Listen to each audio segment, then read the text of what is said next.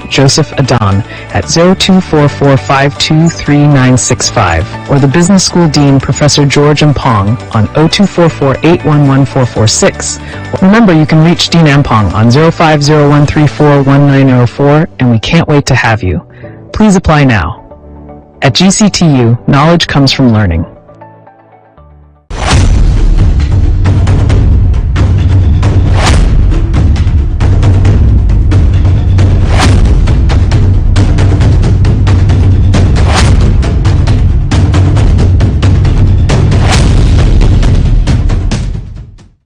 Welcome to this edition of Titans and Trailblazers, where we bring you a trailblazing innovation. Today, I'm going to host two South African behemoths. So today, for the first time in the history of the show, we're going to have a part one and a part two. But hey, all that for a little later. For now, I want to welcome you to one of Africa's biggest inspirational platforms, where we look at the lives of those who blazed the trail, gone ahead. And then we sort of understand what steps they took, where they had missteps, where they had major victories, so we can learn from them and then take a leaf from their book and become better at what we do. I'm called Professor Robert Ebowenson, and interestingly, one of those I'm going to interview today described me yesterday as an academic evangelist. So that's my new appellation today. I'm Professor Robert Ebowenson, an academic evangelist from Africa. We'll be right back. Welcome to Titans and Trailblazers.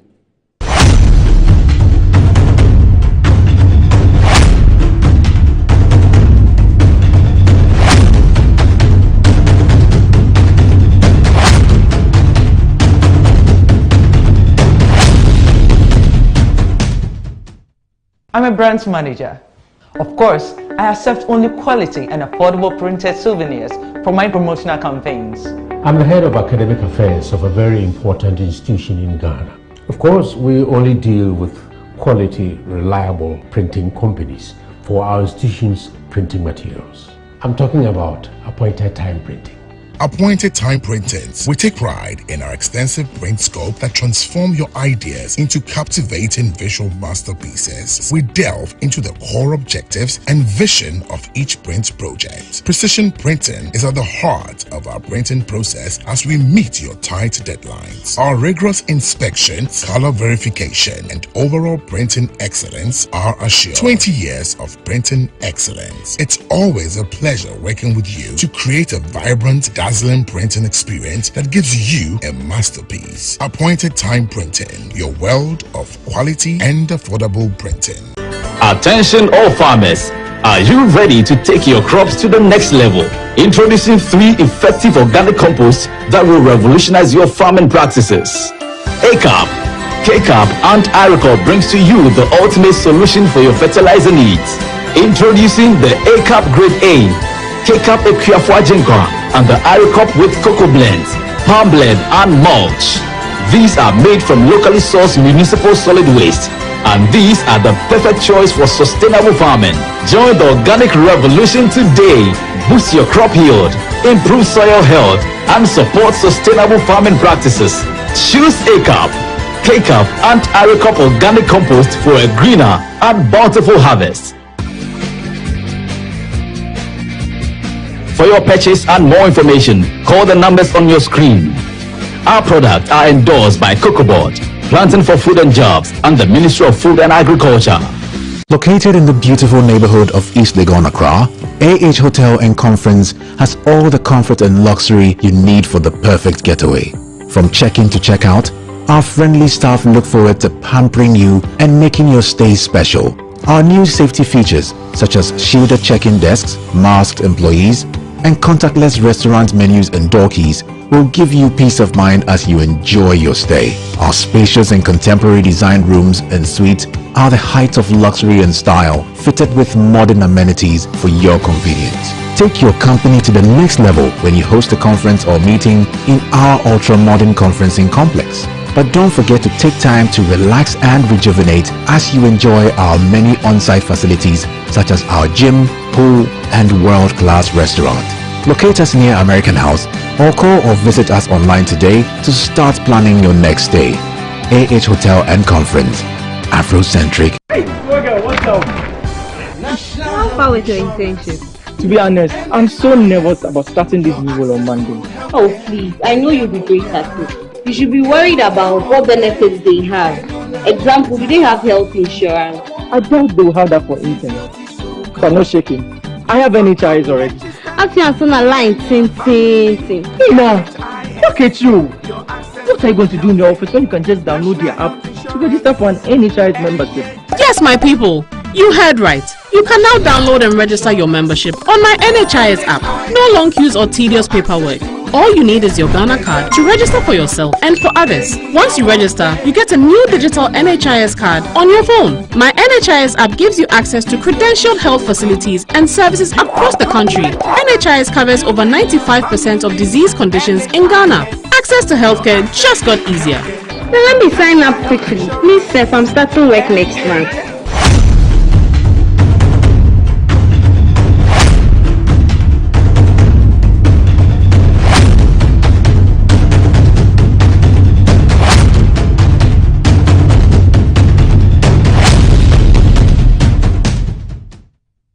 So, welcome to Titans and Trailblazers again. Today, my monologue is on a book called Digital Service Delivery in Africa, Platforms and Practices. And this book I edited with my friend Ugechi Adiola, who's at the University of Kigali right now. Jude was finished his PhD, was a postdoc in France at the time we edited the book. And then Professor Netswera, who is the part one participant of the show today, fantastic guy.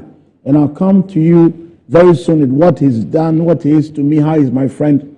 But this book we wrote because the argument about digital has ceased. The whole world is digital.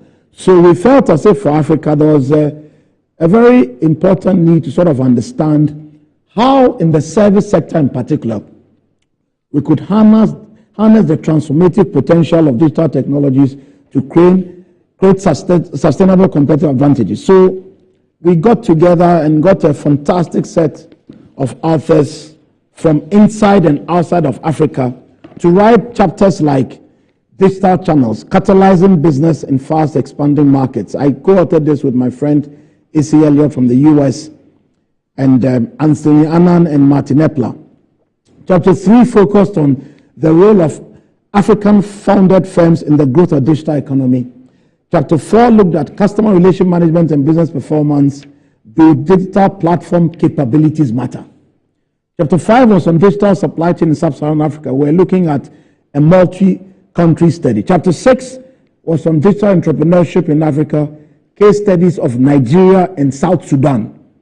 Chapter 7 looked at digital informal credit systems for student entrepreneurship promotion in higher learning, the case of South Africa. Chapter 8 was a chapter I co-authored one of my former student, Louis Tete. I think he's in Australia studying for a PhD now. We wrote a fascinating chapter called Banking the Cocoa Farmer in Ghana, the role of mobile technology. Chapter 9 looked at strategy in digital business, an East African perspective. Chapter 10 looked at digitalization and public sector delivery in Kenya. Chapter 11 was digital skills and strategic postures, insights from African digital entrepreneurs. 14 was on skills and competencies for digital business. 13 was on virtual teams, the new work norm for the post-COVID-19 era. Now, this book, look, you have to get it.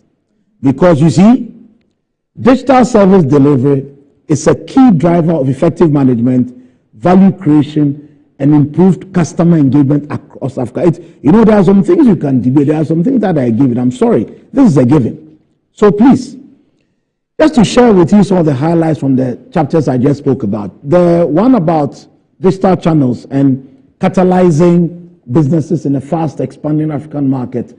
Our focus was on how digital platforms like mobile money, e-commerce, and social media are transforming customer engagement and market access in Africa. Look, for more, just buy the book. Go to Amazon, order a copy, go to the Paragraph website, get a copy, read it, implement it. Whether you're a doctoral student or looking to create a better business for a better Africa, this is the book for you. Buy it. We'll be back with more of Titans and Trailblazers. See you.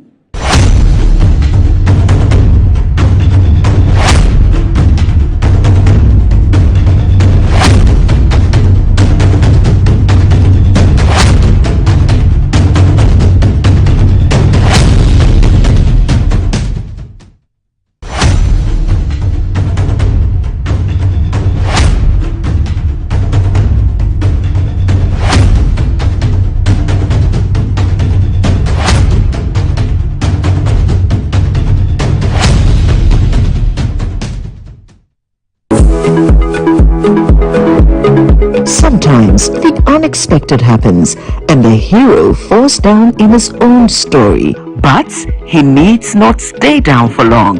Cosmopolitan Health Insurance is your trusted health partner. Whether an individual building a business, with Cosmopolitan Health Insurance, your medical care is our concern. For the best health insurance solutions for corporate institutions, groups and associations, families and individuals, choose Cosmopolitan Health Insurance from our over 700 accredited health service providers nationwide. Call us on 0302 540 668 or 0501 678 547 for all your health insurance solutions. Cosmopolitan Health Insurance, your medical care is our concern.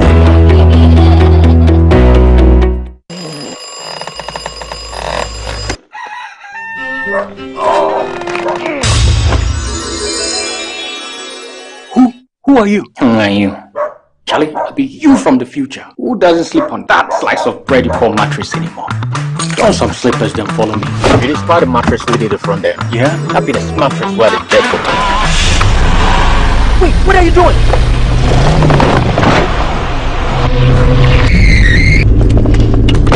Wow! No damage at all. Not only durable, but also super comfortable. Come on, try it.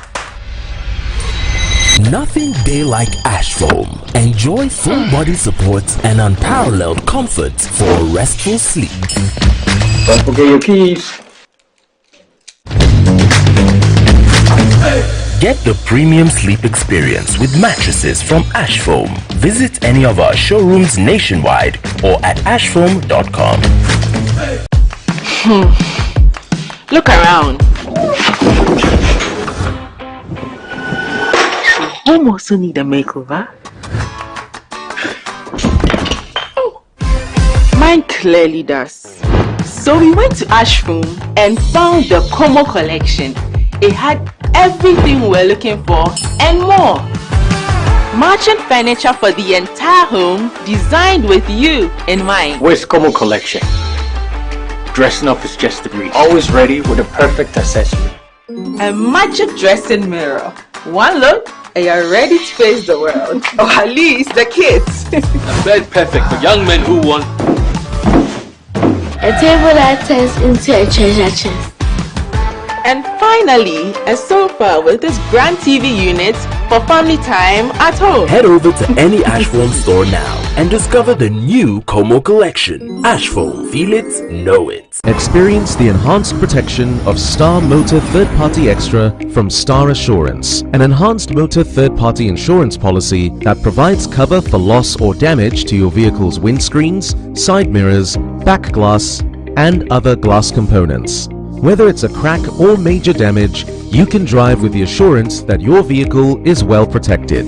Our commitment to you includes affordable coverage options and a claims process that is both fast and straightforward, so you spend less time dealing with paperwork and more time on the road. Also, we have proudly partnered with Hope for Little Lives, an organization dedicated to supporting children in need. By choosing Star Motor Third Party Extra, you're protecting your vehicle and making a positive impact.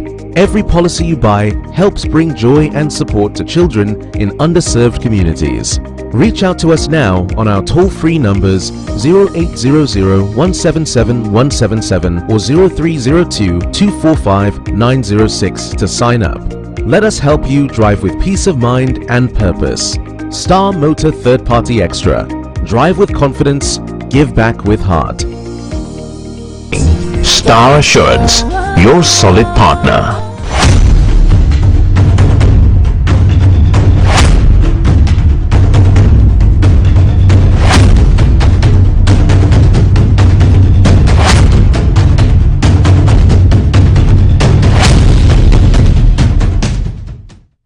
Welcome back to Titans and Trailblazers. In this part one of the two-part series today. Today I have my friend, my buddy, my big brother, my Pan-African soldier friend. You know, we work in the academy together, and it gives me the greatest pleasure to introduce Professor Fulufhelo Netswera to you. Just to have him introduce himself, tell you why he's in Ghana, tell you where he's from, and tell us what his Durban journey has been. Fulu, you're welcome.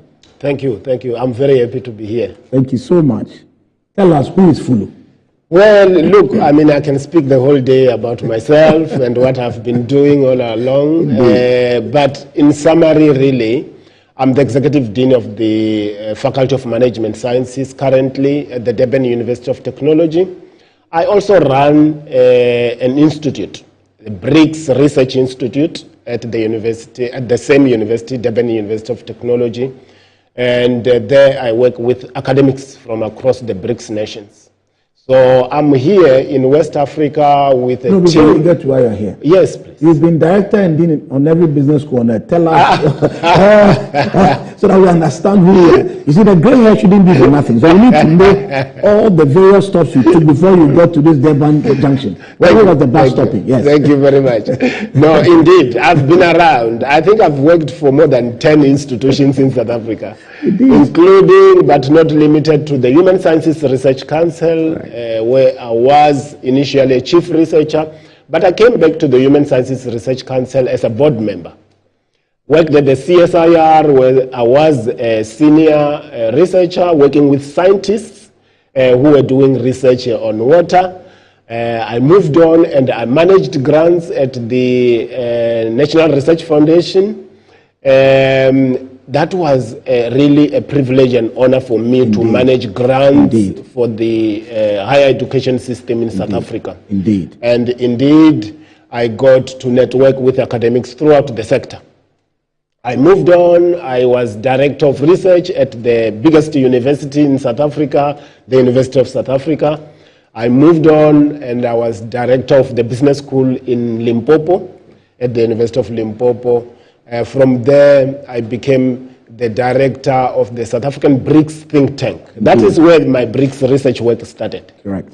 I moved from BRICS Research Institute down to Cape Town, where I was the deputy dean for research at the Cape Peninsula University of Technology. Correct. Then I went and managed the Northwest Business School. Correct. I met you there. That's where we met for the first time. Interesting experiences. Yes. Very much so. Very much so. And I moved from the Northwest University down to Durban. And the intention, the lure was for me to come to Durban and establish a business school. Correct. And at the same time become the executive dean of the faculty. Okay. As I speak, the business school is running. Correct. It has graduated a few MBAs. Correct. It has numerous students, and we've got now a director responsible for that business school. So I accomplished my mission for going to DUT. But apart from the business school, which other units operate in your faculty? Within the faculty, we have 12 departments. 12 departments, okay. And those departments include some flagships. The hotel school, for instance. Indeed. We also have the Center for Nonviolence. It's a very important center. Interesting. Non-violence. Yes, non-violence. Okay. In that center, we have got academics doing work throughout the continent. Okay. And our students are coming from as far as Ethiopia, Central African Republic, Nigeria, studying peace initiatives across the continent. Interesting. Yeah. So their work is influential in getting us a better highly Africa. influential. Okay. Highly influential. Okay. Policy work funded by UN and funded by other international NGOs. Indeed. Yeah. So why are you in Accra now? What's going on with your large team? First of all, tell us how large your team is and why you're here. Yes. This is a very important movement of the people. Indeed. I concur. We assembled a team of 15 senior academics of the university, all the deans. Unprecedented. It's the first time it's done at DUT. Absolutely. 15 academics, 6 deans of all the faculties. We started in Nigeria. Wow. And we met with the executives of 4 universities there. Indeed. Afe Babalola, Afemi Awolowo. Yes. And Ibadan. Indeed. And Lagos Business School. Indeed. We came through to Ghana and we started at Takoradi Technical University. Absolutely. Yesterday we were with the GCTU. Absolutely. And later on we were with the numerous other universities signing MOUs. Indeed. And today we are here to talk about it. Fantastic. Look, I think the DUT story with Ghana is nothing short of transformational. 100%. And you've graduated several PhDs at the Takraiteka University. 17. Yeah. We currently have GCTU faculty also studying for PhDs. We are doing collaborative work with your university. My question to you is, why is it so crucial for us to develop these South-South partnerships for developing the continent? And then from that, we'll segue into your talk and what it was about. Yes. Yes. You know, when I worked for the BRICS think tank in particular, yes, and there as a representative of South Africa in the multilateral body, correct, we championed the interest of Africa. Indeed. Yes. So South Africa is in BRICS for Africa, not for itself alone. Absolutely. So it inspired me a lot because every time we speak, we spoke as a voice for the continent. But I've read extensively on Kwame Nkrumah and his writing about uniting Africa. And I share that particular vision. It's very important for Africans to work together in order to develop this continent. And when I got to DUT, on the first year, 2020, I said, we've got to establish partnerships in the continent. Right. I don't want us to be running to Germany and France. It's fine to have partnerships there. Indeed. But our main focus should be our continent first. Absolutely. Before we talk about everybody else. That's a clear South-South focus. It's a clear South-South focus. Indeed. Yes. And we started the partnerships with Takoradi, with Nigeria, Afebe Balola, and we are here today. We have no less than 10 MOUs signed already. Indeed. And we've got students from all over training with us, including academics. Indeed. Who are also supervising students. Absolutely. So given that you are an academic and you are an administrator in the academy, what do you think the role of the youth should be in building a better Africa? You know, because they face very interesting challenges nowadays. 100%. Yes, yes, you are very right. I think our youth, but for starters, maybe, let's say, I think our academy, correct, needs reorientation. I agree. A reset. In fact, that's the biggest word in Ghana, the reset. Yes, yes. We need that reset. I agree. Because you can't. But you said it so that I don't get into trouble when you go back to South Africa. We need a reset. Yes, exactly. We need it more in South Africa because majority of our academics were trained under Bantu education. Indeed. I really encourage people to read about Bantu education. Indeed. It trained people to be servitude and to also try their best to please the master. Indeed. And we need to redirect. Indeed. Yeah. We need a reset so that the future and the current cohorts of academics have a totally different outlook. I agree. Yes, yes. So that's where we should start. Train the trainer. Indeed. So that the trainer can train new and future entrepreneurs. And the trainer cannot use old ideas for a new age. No. It cannot. I'm just saying it because you said it. It won't work. All right. Okay. It is the foolish ideas I'm building on this show. But the trainers they need to refine the ideas and translate from old thinking to new thinking in order to deal with the new age. 100%. It's a correct equation. 100%. Okay, this is in actual fact, yes. They call it the banking system. Indeed. So the trainer would just come and tell you stories, and all you do is listen to him and go and regurgitate. That's it. You know, it's well written about. That's it. So we need to change that. Okay. Our new trainees have got to be out there with society, Absolutely. with corporates. Absolutely. Yes, they should see the problems and fix the problem. So they shouldn't say things like, oh, we don't train students for the market. We just give them basic training. When they come, you train them. That's your business. No. We don't talk like that. We don't talk like that. Oh, okay. Not That's anymore. Fulu from South Africa. Yes. Okay. All right. Okay. So you gave a talk yesterday at the Ghana Communication Technology University. You spoke about the Africa we want, the Africa we should claim. Just give us 3-4 minutes, 5-minute summary of your thoughts and why we need to listen to these ideas to take Africa forward. Well, Professor, when I look to Africa, I get very worried. But I'm much more worried about my own country first. Okay. Because I think it's worse off in comparison to Ghana and many others. Correct. So I'm very worried about the continent, and I think we need to chart a new path for this continent. Indeed. And what do? I think we need to look to history. Correct. It's very important to have a rear view mirror that shows you where you're coming from and the hurdles you have come through, and so that you have a perspective of where you should go. And I think we have lost that perspective to a great deal. Indeed. So I think the Africa we need, the Africa we want, is an Africa that's self-sufficient, number one. Indeed. Self-sufficient. Yes. We should stop looking out for aid. In fact, in a recent interview in Germany, my president said we should learn to be self-reliant. Very, very similar to self-sufficient. Yes. So I think you're aligned with him. 100%. Yes. So we should stop thinking that some people from somewhere will come and fix our problems. I agree. We should fix our problems. I agree. So the graduates we train in the engineering school here in Accra should be the ones who are developing the road here. Indeed. This road, we should not import engineers to come and build. It should not happen. I agree. Otherwise, close that engineering school. Absolutely. Yeah? Absolutely. So we should make sure that the water that we drink here is purified from our own rivers. Absolutely. Yeah? So there is quite a lot. We've got a lot of sun that we can harvest in order to power our economy. Indeed. So we need really to train sufficient engineers, energy engineers, to come and power our economies.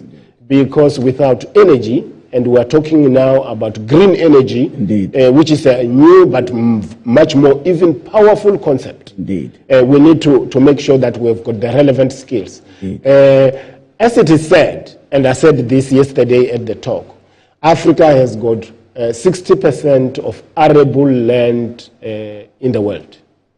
So what are we doing with the arable land?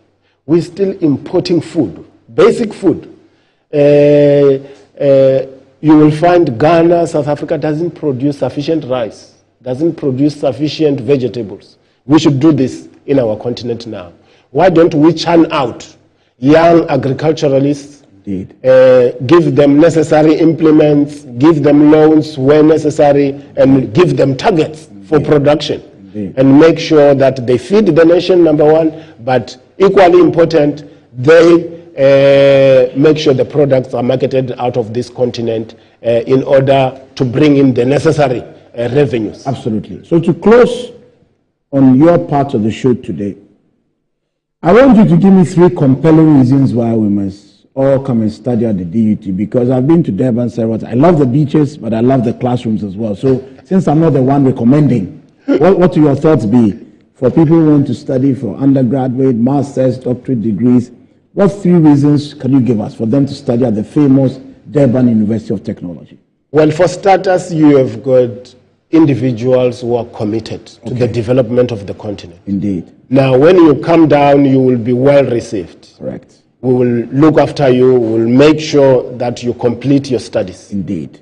And we will equally make sure you do not pay for your studies. Indeed. Ask all those students who have graduated and who are enrolled. Absolutely. They are not paying for their studies. Absolutely. Not many universities will do that. That is correct. Yes. That is so. I keep telling everybody that my DUT relationship is special because not all universities do that. Yes. It is what it is. So you can see we put our investment where your mouth is. Yeah, exactly. It exactly. Is what it is. Yes. So besides that, we've got the resources. Yes. We've got the resources, the equipment, the laboratories in the university. Indeed. To supervise the students, to help the students attain the beaches. The beaches. Oh, of course. Talk about it, because not everybody wants to come and just study accounting, information systems. Yes. You have to go and unwind on the weekend. Yes. And the beaches are beautiful. Yes. You know, we are in the Indian Ocean and our beaches are warm.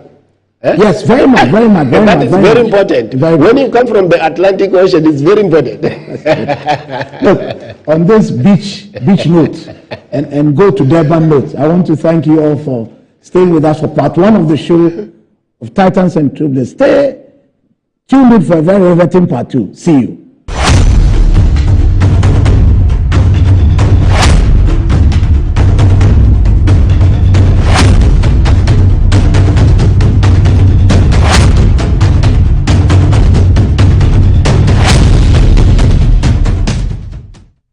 Hey guys, so I got this app. It's called Ayoba. It's a chat app that helps me with beauty tips, and cooking tips. A super app that feeds me music and the latest sports content. I even use it for my studies. And the good news is, I don't need to use my data bundle because I'm on MTN. Chale, the app just did be. Ayoba, the all-in-one app that lets you chat, call, read, play, pay, and listen. Use Ayoba at no data cost on MTN. Download Ayoba now.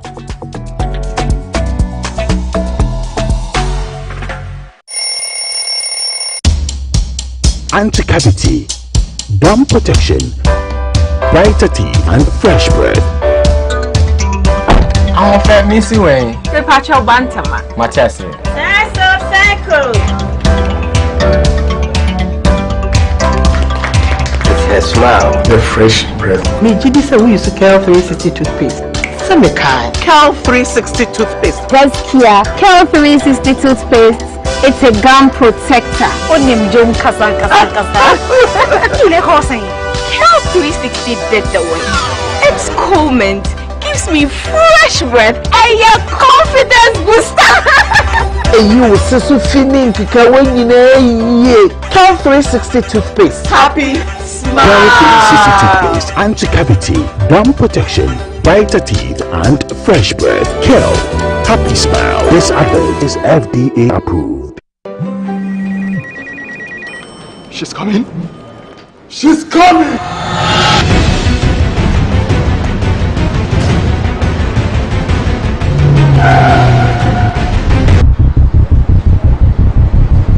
Oh, it's in.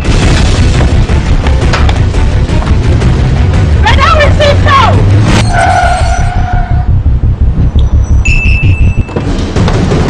Boss, let's go back.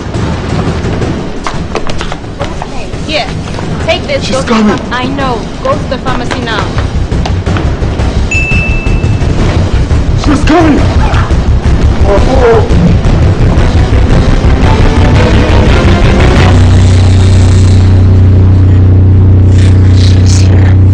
Pay faster, pay safer, and pay easy with Momo app. Download now and pay with the QR code, merchant ID, and so much more. Now let me tell you why you should choose Safari Valley as your conference destination. The new conference building combines modern amenities with the tranquility of nature, providing the perfect backdrop for your next seminar and corporate retreat. The only conference destination with so many activities. You don't have to travel to visit your tennis club, the gym, or the stables. They have it all. Enjoy this rooftop viewing deck, basking in the sunlight with the sight of wild animals roaming freely in their natural habitat. At my break, I'm able to practice my putting. It's a unique experience that sparks creativity and rejuvenates the mind. Visit Safari Valley Eco Resort in Ghana, bringing you closer to nature.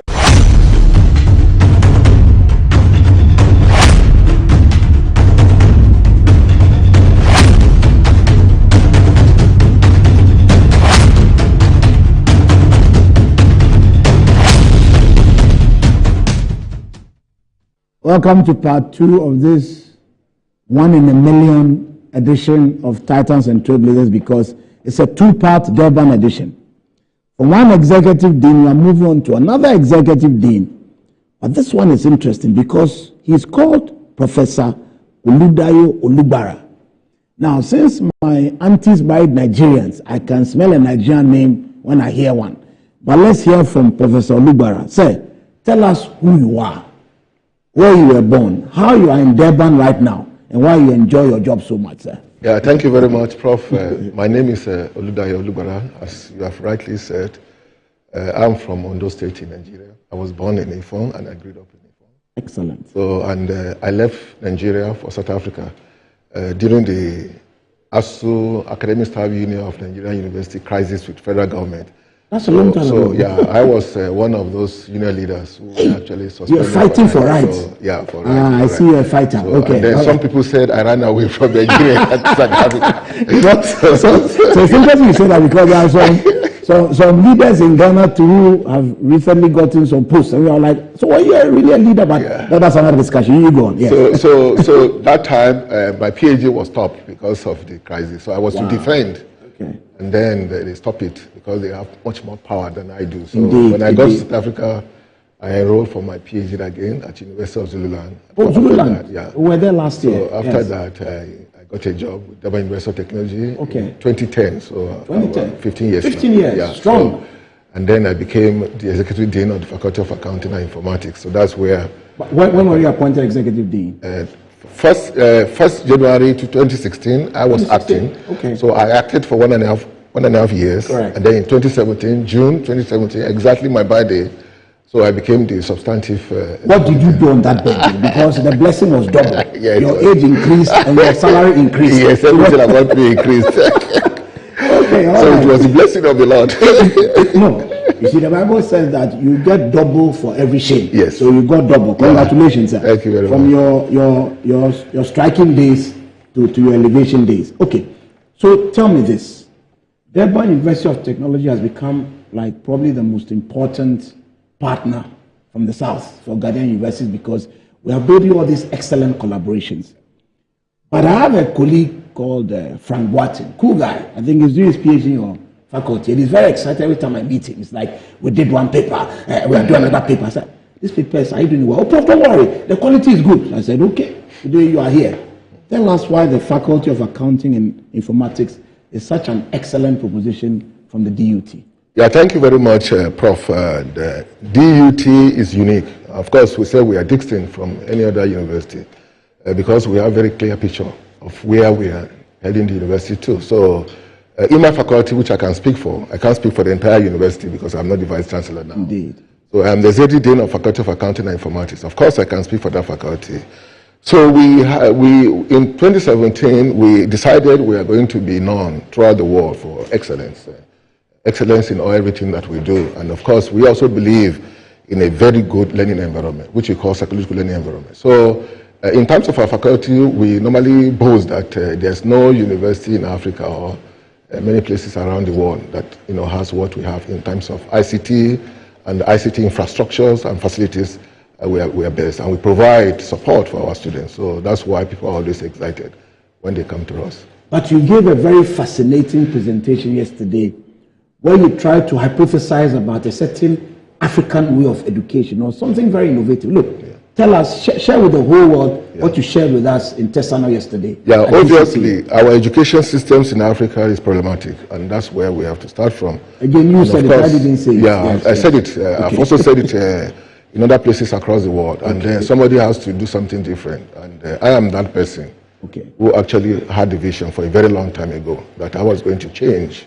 I see you talk about trailblazing here. Yes. So that was trailblazing one. So trailblazing one. Go ahead, Mr. Trailblazer. Yes. Yeah, so I'm a trailblazer. Correct. I've seen the path that I want others to follow. Indeed. I also believe that as a trailblazer, I should walk past the crowd. I don't follow the crowd. So I believe in that. So what we have done is that we look at our education system and the challenges, and then we try to address those challenges. Many people in Africa believe that the main goal we have at university is to train students, for the world of work. When you graduate from the university, you have to find a job, and then automatically send your CV out. So send your CV out. Yes. So we are saying that's not the ultimate of university. The reason we have universities across the world is to develop students who develop their community. So we can't say we have university and we have bad roads.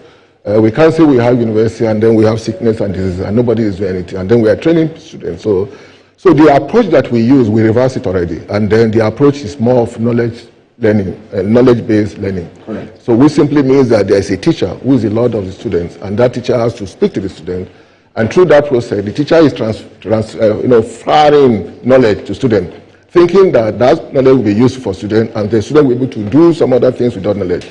It's not possible because there is no correlation between knowledge and skill. So what we have done, in partnership with Tianjin Vocational Institute in China, is to reverse that approach. Say, first, knowledge and skill are very important, but skill is more important than knowledge because knowledge is what you know. What you know cannot give you a job. What you know cannot help you to create a job.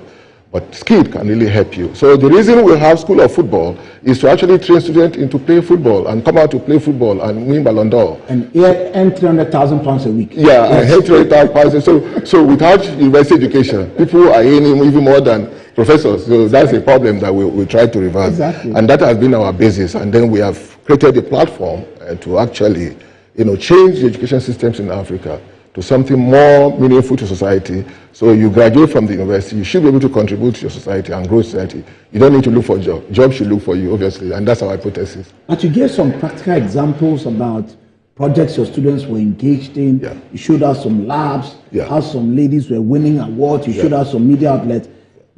Take us into what is happening practically in your faculty. Yeah. Just so that people can learn from it. So what is happening practically in my faculty is that we want students to acquire skills. So if you have come to study degree in IT, it simply means that you should be able to write programs, algorithms, develop algorithms, and develop apps that obviously can help society. I have quite a number of them here. I could have even shown you. So we build those practical solutions, and that's what they do. So we provide the environment and all the resources they require to work with, to build solutions. So that's what we do. So our approach is that our students will start, we give them the environment, the resources are there. So they start building applications in IT and accounting, for example. And then professors will go and see what they are doing. So when you see what they are doing, you find out what theory can you use to actually improve what they have done. So the theory is coming from the professor to improve what students have developed in terms of product and services, and that's the only way. So when you have product, for example, there are quite a number of our students, right from second year, for example, Zime got his own our own company, second year, because he was producing, IT solutions, and then people want our skill, people want our knowledge. So because when you have skill, people look for you, but when you have knowledge, you look for jobs. So that is the idea. And so the platform is already created. Hold on. When you have skill, people look for you. When you have knowledge, you look for jobs. You look for jobs. Very powerful. So, go ahead, yes. Yeah, because when you have what people are looking for, they will come to you, obviously. Indeed. So our university has become a holy ground, Israel, where people visit us. That is it. So we receive students from Netherlands, from MIT, all over the world, coming to use our resources. Indeed. And those resources are really very unique, for example. And we are leading when it comes to fourth industrial revolution. In fact, when the BRICS Future Skill Group came to our university, they were so impressed. We took them around and they were impressed, and they said, Prof, in 2014, we are going to establish 10 BRICS workshop. So we changed our classroom to workshop. Workshop simply means that there are practical equipment where students actually go there. And the only way to acquire skill is by practicing and doing. So our students will use their brain and their hands to actually develop products and services, for example. So, and then we were the first university to be giving the BRICS workshop for training students in the AI and the big data. So we are very, experienced in that area. So that's the kind of education, and of course, that is the right way to go. You don't train students to be a job seeker, but you train students to be entrepreneurial, to be innovative. And how do you do that? We found a solution through our approach. We call that approach Engineering Practice Innovation Project. So it's an advanced form of project-based learning. Okay. We have students right from the first year, right from the beginning, they are working on real-life projects that solve societal problems. Okay, I was just reading on your newspaper this morning about 25,000 people infected with TB, tuberculosis. What are our university doing about that? Absolutely. So that's the goal of what university should problem solvers. Must be solving problem of our African society in Africa.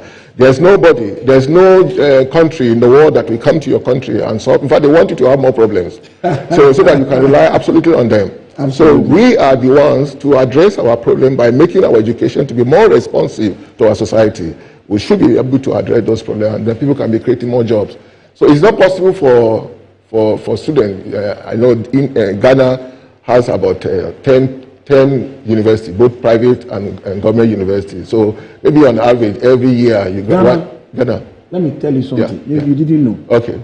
If you go to the Ghana Tertiary Education website, we have over 300 higher education institutions in Ghana. Very good. Plenty. Okay. So if you have on average, let's say 300 higher education, and each university higher education will graduate 3,000 students, could be more than that. So multiply 3,000 students by 300, so how many thousand? And then you want them to be employed every year. Which company can absorb that? It's not possible. And then you continuously graduate thousands of students every year, thinking that there are companies or industries that will give them jobs. It's a mirage. It's not possible. So the only way is to reverse it. And then when people graduate, they are also be able to set up their own business, offer consultancy services, create new jobs. And that's the way we are looking. But the way you speak is very surprising to me, because typically when you take somebody in accounting, informatics, you don't have such a conspicuous focus on innovation, entrepreneurship, build it, solve it. What's your motivation for this strong innovation entrepreneurship fire in your faculty? What is it? You know, surprisingly, in 2012, I was in NITA. NITA means National ICT of Australia. Okay. And then they took us around. I represented government, Department of Communication. Okay. And then when I got there, I saw those beautiful things. And then I went to the director. I said, hey, this thing, I'm going to do it in South Africa. Okay. The director said, where will you get money? I said, the money will come. That is it. And when I had the opportunity, before I became the dean, I was already in that. I was doing, but it wasn't as strong as when I became the dean. So when I became the dean, I now had the opportunity to form partnership. So we have partnership with almost all big companies across the world. You know, Microsoft, Amazon, Arm Computing. Arm Computing is the largest semiconductor, industry across. In fact, when they came from UK to us, they actually went to Toyota SA and told Toyota SA, hey, why are you guys coming to UK? Durban University of Technology is there. Please go and meet them. Everything you are looking for, they have it. So that was the inspiration, because we have seen, and for a very long time, I've seen right from when I was secondary school, I see the problem in our education system. And that's why I so determined that if I have opportunity, I'm going to change the story. And that's what I'm driving at now. So in 2019, I was in China, Tianjin Vocational Institute. I gave a presentation. And they said, oh, Prof, you are unique and you are different. So they brought Professor Lin Jin, who stayed with EPIP, and then we met. So from there, I began to change things around. And of course, we believe that leaders should change things. Leaders should not rely on status quo. So people who came before us, they have done certain things. 200 years ago, Ghana was not like this. Okay, but today, some people had their own value. So I believe that if you are talented, you must have the competency to do something. And if you have the competency, you must be committed to actually do something. And if you are committed, people should see your contribution. So you can't be a leader and then you are not contributing anything. What are you doing there? So, and that's my belief and my principle. If I can't commit myself and I can't contribute to my society or to my university, there's no basis for me to be doing. So I actually want to change. In fact, when I was interviewed in 2017, they asked me, the chair asked me, Prof, can you tell us one thing you would do? And they will give you second time. I say, I like challenging myself. I say currently we have about 104 lecturers. 78 of them have no master's qualification. When I become the dean, no one in my faculty without master's qualification. That's it. We only have 3 professors now. Dean is one of them. So if you take dean out, we have 2 professors. That's it. By the time I become the dean, we will have at least 10 professors. Today we have 12 professors. We have 46 PhD in our faculty. And all the accountants, they are now having master's qualification. No one without master's qualification in our faculty, because somebody has to just go there. Accountants sometimes think they don't need PhD because they are chartered. We have 3 professors in accounting in our faculty now. Okay. And then, even when I went to SACDA, they were praising me. I said, hey, Prof, you have done well. How did you do it? We need to take some of your PhD. I said, they won't come. Because what we are giving them, you can't give them there. So today we have many people with PhD in accounting, surprisingly. So that's a game changer, and that's what leadership is all about. If you can't change the system, you don't have to be there. So we are determined to change what is not correct in Africa and then to replace them. So as we begin to wrap up, tell us 4 things that African youth should do to guarantee a brighter future for themselves. And before you answer, let me tell you what I'm asking. You see, I've learned by experience that you can trust God to take charge of your own future, rather than relying on some external parties that may come or may not come to your aid. So I want some practical trailblazing ideas about how African youth across the continent can really take steps towards a brighter future for themselves. Yeah, first, thank you very much, Prof. I think I sympathize with African youth, obviously, because African youth today, they have been so absolutely reliant on government, which is not supposed to be. There's no government who can give you everything you want. Even some want government to marry for them. Say, I want to choose a wife, the government must help me to get a wife. So African youth should not rely on government. That's the first thing, because we have irresponsible government across Africa. So that's the first thing. So I have 4 things. And then again, I'm also looking at the future, what will happen in the future. In the next few years. So before you continue, Bill Gates said in the last 48 hours or so that 10 years from now, things like tutoring, lecturing, medical diagnosis, it will disappear because AI will eat up all those things. So you should get ready for a world that is freely democratic, so maybe you should continue from there. So the future will change. Obviously, it will be different from what we have now. Even the industry, nobody will own industry. Industry will be freelance agent. People just go to work, and then because machine learning and AI and robotics will be part of our ecosystem, so they are going to change things around for us. So I want to advise the youth of Africa in particular that they should hold their destiny in their hands. That's the first thing. First, there are 4 important things that will make you survive in the future that we're trying to create.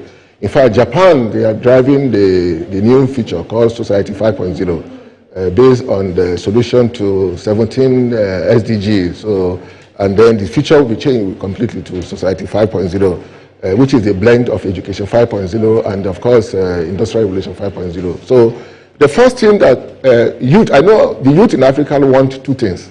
They want job and they want money. They should move away from that. Okay. So because the wants are not as important as needs. So they must start with the needs. And they need 2 things. For example, they need to acquire the relevant skill. So skill is really very important. So in whatever they are doing, even if you are playing football, even if you're a wrestler, you know how to fight very well. You become very successful. So whatever you know you can do well, don't follow the crowd. You must walk past the crowd. Because sometimes we become what we are and regret because of the crowd, peer influence. My friend is a medical doctor. I also want to be a medical doctor. That may not be your part. Okay? So high skill. Yeah. So the first thing is must acquire the relevant skill to survive in the future. So that's the first thing. And of course, the second thing is that once you have the right skill, you get a good job. If you can't create one yourself, you get good job. So high skill, good job. Yeah. Number so 3. if you have the high skill, then you will get good job. And then if you have the good job, you must be able to increase productivity where you are. Okay. If you increase productivity where you are, you'll be distinct, obviously. And then the fourth one is that the salary or the wages will come better, and then they can survive. So those are 4 things. So there's a scripture in Ecclesiastes 10:10 that says, if an axe is blunt, you need a lot of energy. Yeah.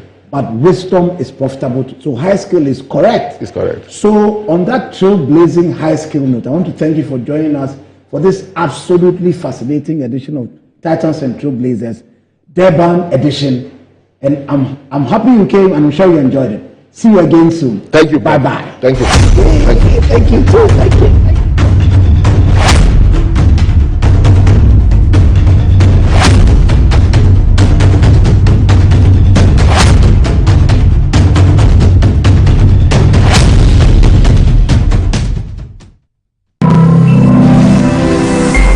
Metro TV, insightful and inspiring moments.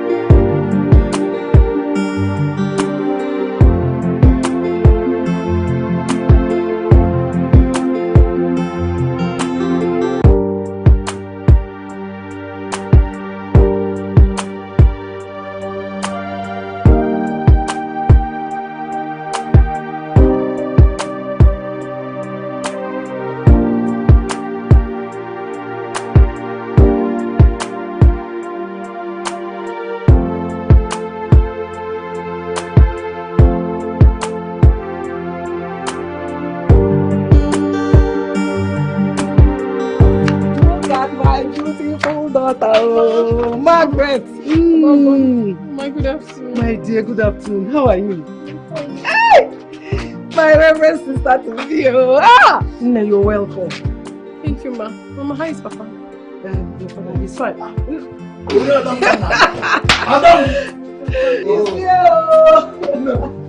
can go. I want you. How are you? Fine, as you can see. I want jam. So, how is it, my daughter? Everything is fine, Papa. Thank you, my daughter. How about Mary? Oh, she went to school. You're welcome. My reverend sister. Who are they? Reverend sister. To be. Get it to be a bear. Obruga.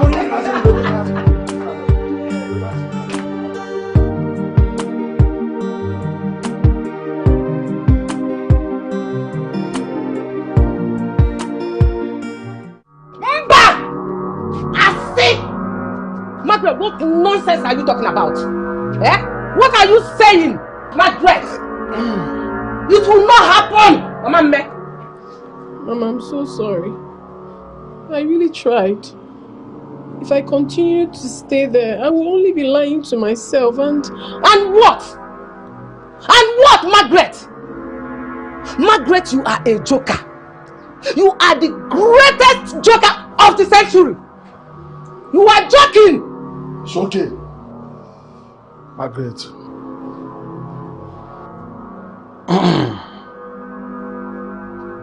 I must come even me. See, by as hope you boy. Because I know that before now, you were so confident. You were so determined to become a reverend sister.